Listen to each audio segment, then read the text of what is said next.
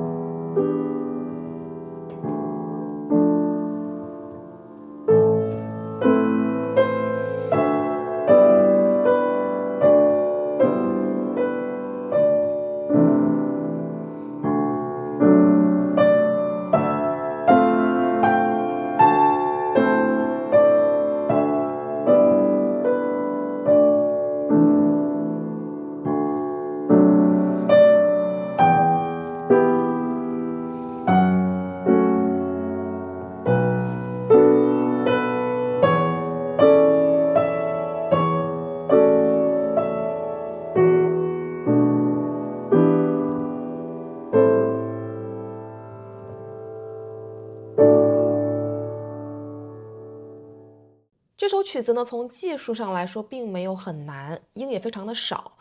就像郎朗老师说的，它有很多的留白，很多时候我们就是停留在一个音上面，好像有一种停滞感。但是在弹这一类曲子的时候，有一个特别重要的点，就是我们需要有非常灵敏的听觉去感受每一个音或者说每一个声部它的一个走向。当我们在停留的时候，我们并不是什么也不做，而是感受它的走向。比如在一开头的时候，这个和声它走到下一个和声，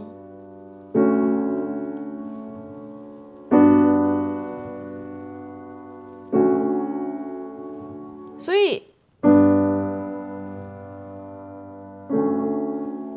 下面的这三个声部和上面的这个高声部，它是有层次感的。那么我们可以在这个和声的时候给它一个好像是打开的状态，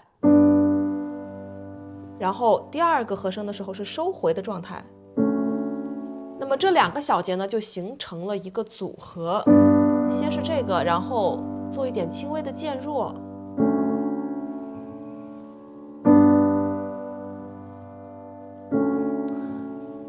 这个和声会比较明亮一点，然后第二个和声会暗淡一些。好，我们可以把它前面4个小节做一个这样子的音色和这个情绪上的对比。好，那么我们高声部也可以采用2个不同的指法。在弹第一个小节的时候，可以用我们的3指来弹上面这个声发，然后在第二个小节的时候可以用我们的4指。那么通过不同的指法来弹同一个音，我们就可以产生不同的音色。这个明亮一些，3指，然后第二个小节4指，暗淡一些。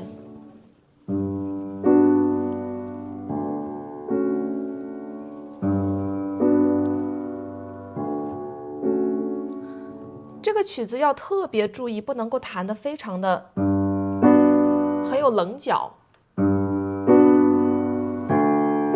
而是要把它们很好的融合，就好像一个调色盘。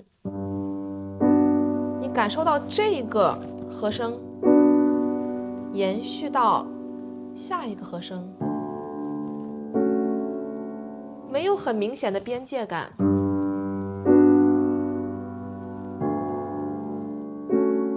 所以你发现在这个时候，我们的踏板起到了非常关键的作用。如果我们的踏板换得非常的干净，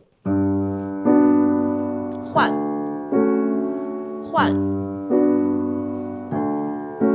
如果是换得非常干净的话，我们就没有那种朦胧感了。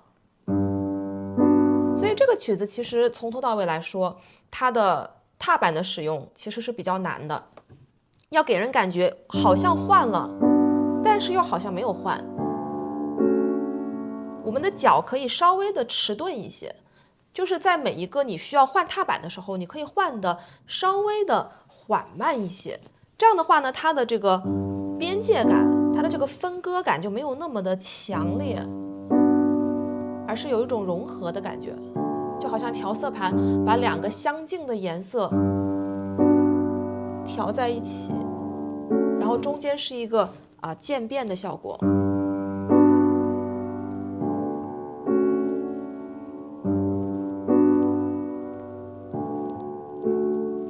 还有一个可以做的事情就是我们的手指可以在第二个小节的第一拍，也就是一个空拍的时候，我们的手指可以在前一个和弦里面多停留一小会儿。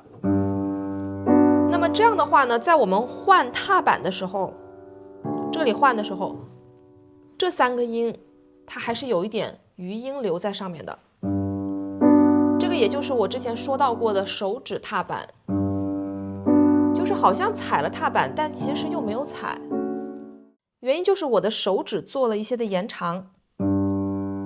如果我不踩踏板，是这样的，你看到在第二个小节第一拍的时候，其实我的右手和左手有一点点的重叠，但不是特别多。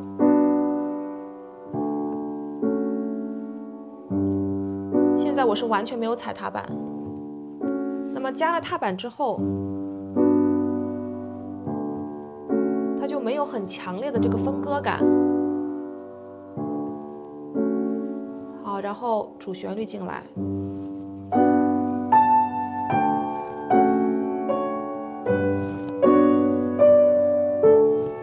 在我们弹右手的主旋律的时候，左手的这个律动还是要保持好，一个三拍子的舞蹈的感觉。第一个音是往下的，我们的手臂往下落，然后靠我们的身体来画圈，给它进行一个带动，带动到上面的音。然后这个时候右手是一个很连的旋律。